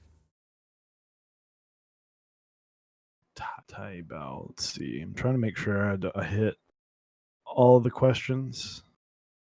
Let's see. I'll make sure. Did I read all the ones that I even? Dead air. Yeah. Oh, I have a question. All right. So I notice every time I watch your stream, it seems like you have more desk pads stacked on top of each other. Yep. Have you found the optimal desk pad to keyboard to desk ratio? Like what is the number of desk pads that provides the most comfort for you during a Nathan Kim build? Well, currently it's fine. I think it just depends on how high your desk is and how high you're sitting up. You can never have enough for typing test videos, though. The reason why they keep stacking is because after every week, I need to take pictures and record typing test videos of the keyboards I've built. So I bring out new desk pads because I don't want the same desk mat in every video, and then I just get too lazy to roll it back up. Currently, we are up to like 5 on my desk right now. I like it. It's like a little pillow for your keyboard. Yeah, no, there is a benefit to stacking your desk mats. Like I have my elbows on my desk quite a bit, and that adds a lot more comfort now. Yeah. So, Big Buck Nut. I love that name. Big Buck Nut. What keyboards are you looking forward to the most? I saw the Duck Octagon V3 today. I've been over Duck for quite a while, but I kind of want to get back into Duck boards again. I like the new side. I like the new side that Duck did. I like that. As for keycap set, Heine also put up an interest check for DCS Alps white on black. White on black. And I am pretty excited for that keycap set because it's Alps. And there is no white on. There is white on black, but not a very good one, or that's easy to obtain. I'll be interested to see if the anodization on duck boards comes out a little bit smoother. Different? Yeah. Okay. See, people complained about that. I was honestly fine with it. At least it was consistent. Yeah, that's true. It was consistent, but it was definitely rougher than a lot of other manufacturers at this point. But it could be that's what he's going for. Mm-hmm. Again, that's one of those things. It's like if you're down for that, then you are. If you're not, then you've got other options. What are you excited about, Osiris? Well, I'm going to say some things that I have on the way. So for me, I know this wasn't like super public, but it's a Alice copy. It's called the OSA, the open source Alice, that we got in on, and we got some pictures of it yesterday, and it looks pretty freaking nice. Both Chewy and I got aluminum one. Or aluminum. Yeah. Oh, okay. Tyson, I think, is sending you his. Yeah. Oh. Yeah. That's what he said. I'm surprised. Didn't even know. But yeah, the OSA looks really, really good. Our mod Metallic Charles was the only one, other than I think the designer, that actually got the OSA logo engraved on the top, which Mhm. when we all saw it, we're like, man, we wish we would have done that. But yeah, I'm really excited for that as far as keyboards and then keycaps. Oh man, this is hard because I'm waiting on like 5 or 6 different keycap sets. I'll say because it's the closest, and so I'm antsy for it, and it's my favorite number. That would be GMK 9s. Should be Oh, here okay. in a couple weeks. So my birthday is 9/9, so it's actually coming up in 2 weeks. But so I joked with Emir that he should, or Emir, I don't remember how to say his name, but I joked with him that he should wait to ship it on 9/9, so that way everyone gets their tracking info on 9/9. But yeah, I'm really excited for that. And then as far as boards that aren't out, Chimera 65, as Bantership just said, looks pretty sweet. And then I'm actually really excited for Moonfest, GMK Moonfest. Mm. There you Chewy, you're up. Boards that are out, I guess my feel, because that realistically looks like the first board I'll get, even though I've ordered like 4 other boards before then. Chewy has bad luck. I have so the KBD 8X got delayed. So I mean it's supposed to be shipping, but we'll see. The M0110 is in purgatory at the moment, and the Lumina it's getting there. We're seeing progress. It's better Have there than what the been updates to it? M0110 is. Oh, really? Okay. I'm not a part of that, so I don't get updated on that. Yeah. We got an Otherwise- update. We got a huge update yesterday that he's like, "Hey, boards are actually going to start getting shipped out." So He like sent out, these are order numbers are going out in like whenever 2 he weeks gets or the whatever. tops for the boards, and then he has like a game plan for the next couple batches. So we're both Yeah. excited because we are both in that one as well. So So one day I'll get a board on time. And then so I guess probably the Fiel though, of all of them, and then Peaches and Cream. I'm really excited for. I really love the color peach. And Hmm. then I guess boards that aren't out, or stuff that's not out. Dracula looks very promising. Oh, yeah. Yeah, Dracula is probably one that I'm going to like day one get in on. And then Do yeah, you I'll say guys it. do you think Dracula will top Oblivion No. in terms of sale numbers? No. Nope. I don't think think Mass there's- Drop. I think Mass Drop has bigger. Or sorry, I think they have bigger reach. Hmm.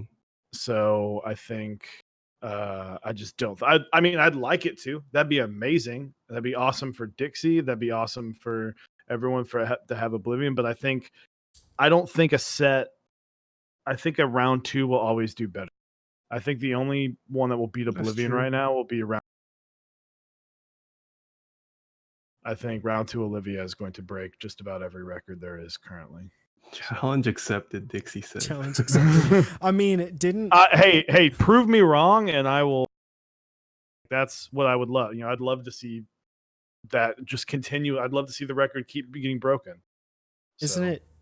Didn't Oblivion round 2 do like 30, almost 3,200 base kits when you add them all together? Like I know you had like 3 different base kits, but it was like Yeah. 3,200. Like people were talking in our Discord earlier today about how it's getting delayed, and I'm like, I feel like it's at the point now where it's like, obviously the GMK is huge, right? Everyone knows the GMK does a lot that's not just this. Mhm. But I feel like GMK didn't allot enough like time for that amount. Like I feel like Mashup was like, yeah, we'll probably have like, maybe like 1,000 kits. Like, and they're like, oh yeah, we can take it in this time. We can produce it and have it out by November. And then they come in with this order of like 3,000 base kits and like 3,000 more child kits. And GMK is just like, yeah, that's going to have to take a while. it's going to be a few minutes. Yeah. But no, I guess in a board I'm excited for is this is not super public, but a board that I am designing. So, but I'll show Nathan after. Ooh. It's like I got Ooh. the pictures today and they look clean. It looks awesome. Pictures of the proto or the renders? Renders. Oh, okay. Now, obviously, The proto would be much better to have that in my hands, but Okay. it started as a terrible sketch on a crappy piece of paper, and it has grown since. So Okay. it's a It's secret. exciting. I'll probably do a little announcement on our Discord, because it will be a like more private group buy, but it will be more of like, if you want in on it, let me know and we can see about getting as many people as possible, and if not, then like raffling off spots or something. Mm-hmm. So, but exciting to say the least. Yeah. About that. Can you say what layout it is? Racing Giraffe asked. I mean, people can guess based off of your preferences. It's not 65%. Chewy has a grandma lamp. Dude, I do, man. It's my mom gave it to me, and we had this old joke that whenever you do really, really, really good things and like Overwatch, you would scream soccer ducks. So it's SOCCERDUCKS, because it sounds like something different. I won't say it. But we'd go soccer ducks, and I would scream that every time I get like a huge ultimate off or something. And then my mom was like, "Hey, do you want this lamp?" And I was like, "It's got a duck on it." And she was like, "Yeah." And I was like, "Yes, I do want this lamp." And I was like, "Cool." And it looks awesome, and green is my favorite color, so I just need to add like one panel of like a maroon, and then it's like, this is my camping duck. This is my camping duck. Some deep lore there. Exactly.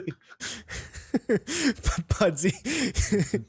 You have bad taste in colors. That's fair. Hey, that's fine. I'm okay with that. So quack. I like it. But yeah, I think we're gonna get close to wrapping up here. So if you have any other questions for us, we can take a couple more, and then we'll ask the age-old question that we've asked everyone. I guess the two final I'm here questions. to talk shit. Talk shit as much as you want, bud. Dude, we like the spice. To confirm, it is a 60%. So yeah. Because I don't know what an Alice layout. I guess it's just the Alice layout. That's not really a percent. It's just that layout. And then a TKL, which I'm excited. But is Teha really building a thermal? Maybe. Yes, I am. I am building it on Friday. There you go. It's not a bait. It's a hard bait. That would be actually hilarious if you did that. The greatest bait. Welcome to my stream, guys. Or like Saturday, if you're building, like when you're building the key cult, the WoW one, if you were just like, you just open up the stream, it's on the front page, and you're just like, jebaited. What stabs do we prefer? I go keys, their stabs. You cut out a little bit, but I'm going to answer it. Oh, sorry. GMK screw-ins, I think, probably for all three of us. Screw-ins. Yeah. Zeals, while they are nice, are overpriced. Sorry. I'll say it. Like, they're just there's the diminishing returns is terrible in that comparison. It's an aesthetic thing too, though. Like, yeah, if you want that aesthetic when you take your caps off your board, if you have a board that might have like a low profile and you can see it, you might want that clear with the gold. It does look nice. Yep. What Nathan, what was your first board? Like mechanical keyboard. First mechanical ever was my diving into the hot. My Real Force 104 UG High Pro. Yeah, I went straight to the Topra Elite Master. At the time when I joined, Topra was like either you're an elitist and you hate everyone else and Topra's the best thing, or you don't like Topra. DGO Nino, he did answer round 2, Mr. Sleeves. He said eventually just finding time. So are Kale Box navies as good as they sound? That is up to you. They're heavy. They're not mentally heavy, but they're heavy. Mentally, I don't know if you've spoken. I don't know if you know about her specific box navies. Oh, I heard she uses like 100 gram springs or something. Yeah, I've heard. Yeah, and then a click bar that is thicker than yeah. Her thick, fingers are like probably stronger than my fingers. fingers are stronger than mine, that's for sure. Yeah, it was like she said she uses like a 40-gram click bar or something. I don't even know how you weight that, but God. and then she uses like 105-gram springs or something like that. It's ridiculous. I'm like, how do you do that? Like, How do I donate to this thing? I can- thought, is our donate thing? Dixie is asking how to do. it is you have to click the panel. So if you click the panel that says donate, it'll take you to the page, but then I just sent the actual self. Appreciate it.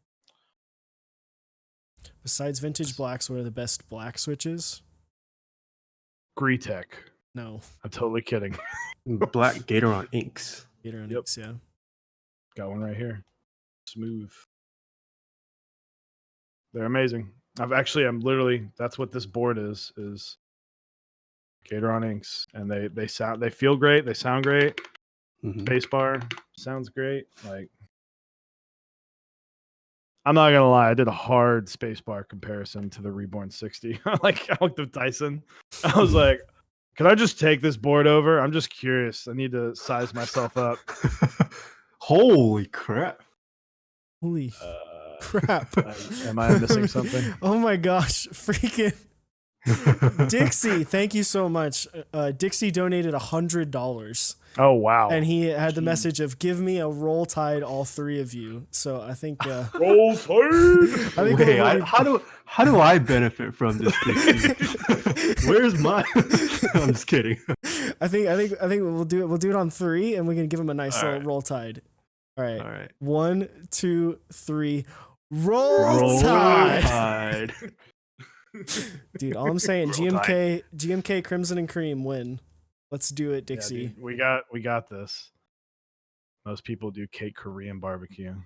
Yeah, I'll buy you a drink and I'll say, "Hey, Nathan, this is from Dixie." I'm just kidding.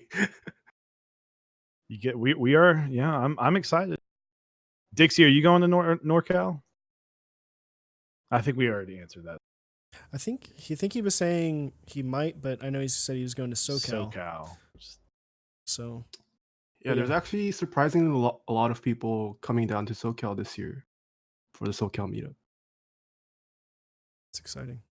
I wish that it was like a little bit further apart so we could probably make both trips, but Yeah. it's like literally a month after NorCal. Yeah. So But Dixie, come to the Dallas one in October. Right around the corner. You can do it. I believe in you. Wait, you guys are having another meetup? Didn't you guys just have one? Well, Texas. So, and I was talking to Chris Miskane about this and how Texas just needs to vote on like 2 a year and pick a city because they're all in like a 4-hour region, Mhm. and we're going to have 3 in 3 months. What? Yeah, and I'm like, come on, guys. Like, let's have one in the spring and one in the fall, or we can do spring and summer and like late fall, early winter. Like, let's commune together and just pick, this person, every 4 months we'll do a city. Do Houston, Dallas, and Austin. And because man, it's tough. because so 2 weeks ago was Houston.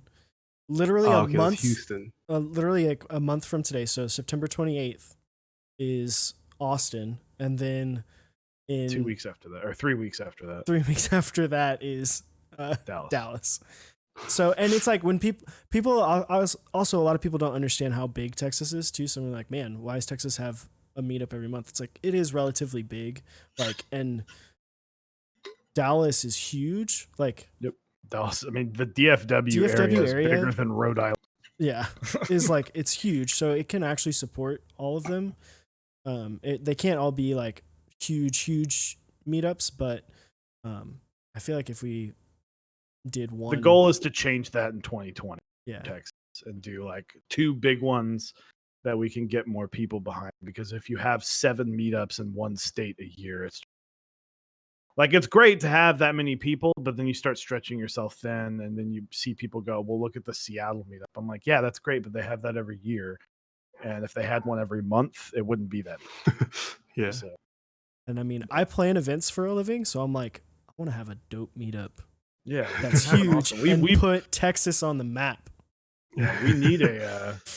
We have it is in the works of Mechs on Deck kind of hosting one, That'd be cool. so people don't give It's probably true. But all right, we should probably yeah, we'll start wrapping up. start wrapping up. I'll ask the first of our last two questions. This one being more serious than the second. Uh, what is your favorite and least favorite thing about the keyboard community? Ooh.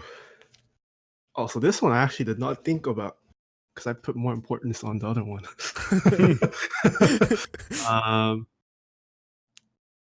Favorite and least favorite.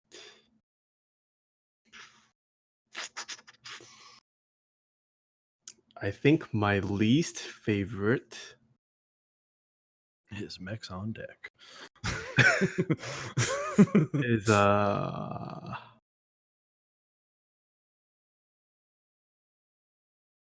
maybe the gatekeeping. That's like one thing I try to prevent with my viewers. And like the preference emotes have kind of become a meme, but like the keyboard hobby really is about preference. And like when it's about preference, you can't claim one subjective thing is better over another. Like there are certain objective things, yes, but yeah, you can't go around preaching preference and then shame someone for using something because you don't like it. And that's not really preference at that point. So I think that's probably the least thing. I'm pretty sure that turns people off from joining the hobby as well, especially if they're not educated. They come in, they want to learn, but people are like, "Wow, you use a Razer keyboard," and then they just get shunned. So that's probably the least favorite. I think my most favorite part about the hobby. I mean, I'm sure this is true for any hobby, but just the passion that people have.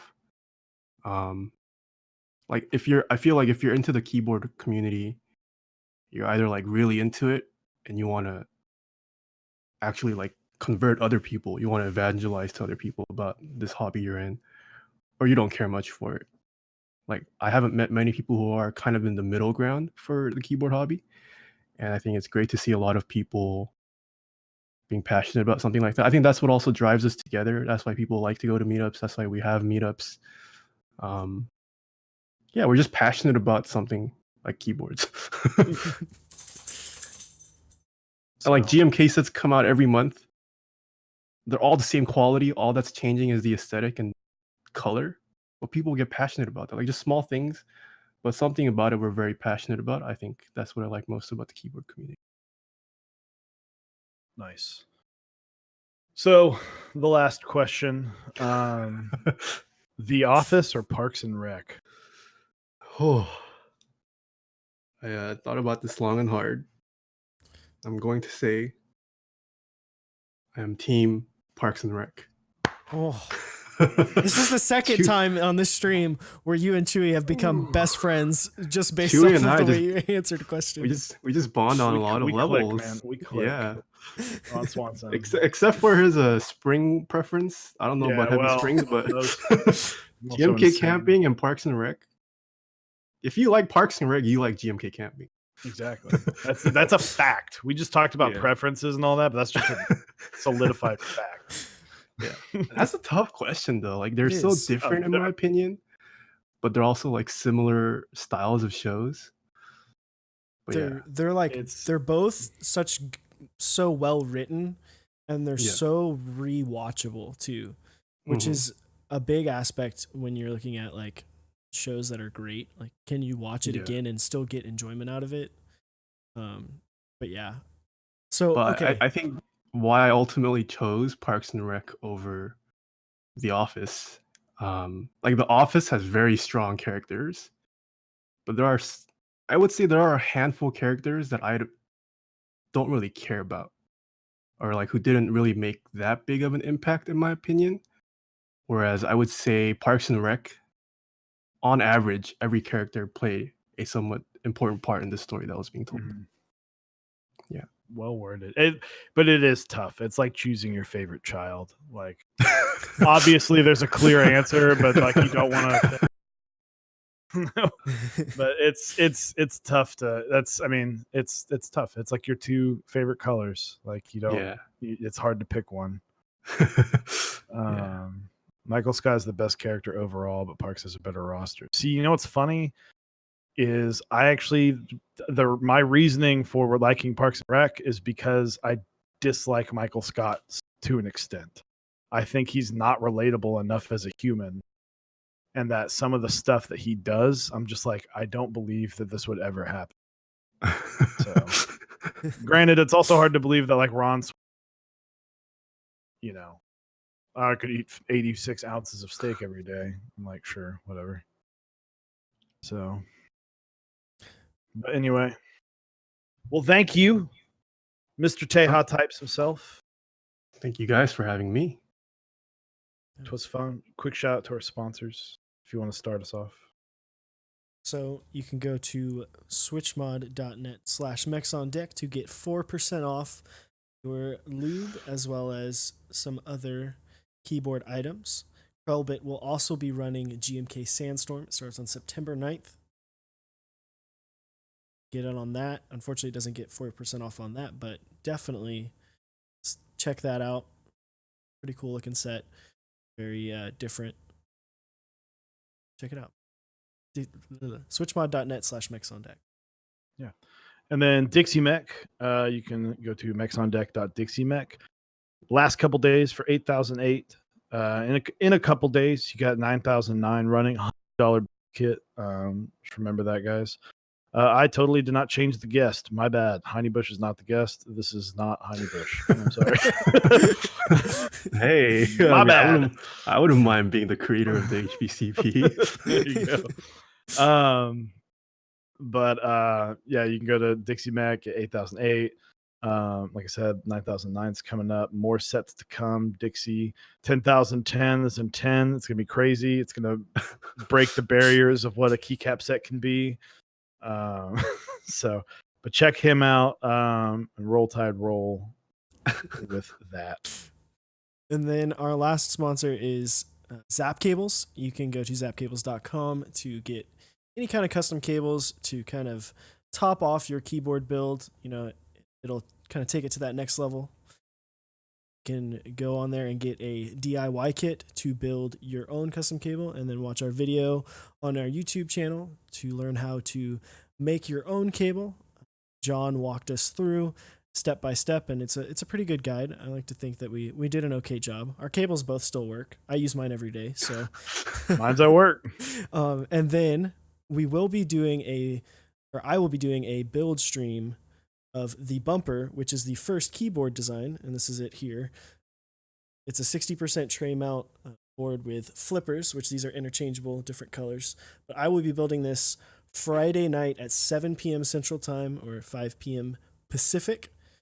So you can come back on Friday, check out a bumper. I'll have Zap on to talk a little bit about it, talk a little bit about the group buy, and there is going to be a giveaway too. So make sure to come on by. Yeah, check it out. It'll be fun. So, last but not least, Mr. Teha, plug whatever you would like to plug. You've got some exciting weeks coming up. Yeah, TaehaTypes on any platform. I'm on all of them. Thermal, I'll be building the thermal on Friday, so hopefully you guys can catch that after watching Osiris build his bumper first. Going to be front paging this Saturday, building a WoW Classic themed keyboard, and then playing WoW Classic with some well-known community vendors. So that should be exciting to get a different side to a lot of these vendors you guys just see behind the scenes. Actually hear their voices and see what they're like playing a game. Yeah, thank you guys for having me. It was fun. Always like talking to keyboard community members. It's always been fun. Yeah. See if we can raid anybody real quick, because I am me on here. And me, you are you. Yeah, He's no, not. Nathan, we definitely appreciate you coming on. It's It's been caught fun. me at a good time. Right before You guys had life gets hectic for you and you have to move your entire existence across the state. yeah. If you guys had asked me next month, I probably would have been too busy. Well, it was. I guess I don't know how long you've known. Interesting that I was like, hey man, because we had talked, a couple different times. Raid Tiny. Mhm. Okay, we'll do. But we had talked a few times, and Mhm. you were like August 28th, like immediately, and I was like, Mhm. okay, that's like, I mean, what you have your reasons. I was expecting something like gigantic to happen in the middle of August. I was like, okay, I mean, whatever. Maybe it's just, but I mean, I get it now. But let's see. Well, it played out well. I mean, I planned to release it with my 50K release, but I didn't know when that was gonna happen.